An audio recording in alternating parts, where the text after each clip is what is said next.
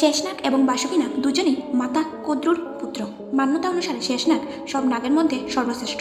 উনার 1000টি মুখ রয়েছে। উনি ভগবান বিষ্ণুর পরম ভক্ত এবং ভগবান বিষ্ণুর সাথে বৈকুণ্ঠে নিবাস করেন। উনি লক্ষণ ও বলরাম রূপে পৃথিবীতে জন্ম নিয়েছিলেন। শেষনাগ সব নাগের মধ্যে সবচেয়ে শক্তিশালী ও রাগী স্বভাবের। সম্পূর্ণ নাগজাতি সমেত উনার মাতাও উনাকে খুব ভয় পান। শেষনাগের মাতা উনার সাথে ছল করায় উনি সবকিছু ত্যাগ করে ভগবান বিষ্ণুর শরণে আসেন।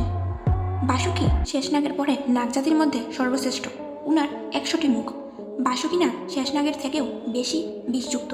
সমস্ত সংসারে বাসুকীনাগের বিষ সবচেয়ে বিষাক্ত। শেষনাগের পরে বাসুকীনাগ নাগরাজা হয়েছিলেন। উনি অনেক বছর পর্যন্ত নাগের উপর রাজত্ব করলেন। তারপর বাসুকীনাগ ভগবান শিবের তপস্যায় লীন হয়ে যান। উনার কঠিন তপস্যায় ভগবান শিব তুষ্ট হয়ে উনাকে নিজের গলায় ধারণ করে নিলেন।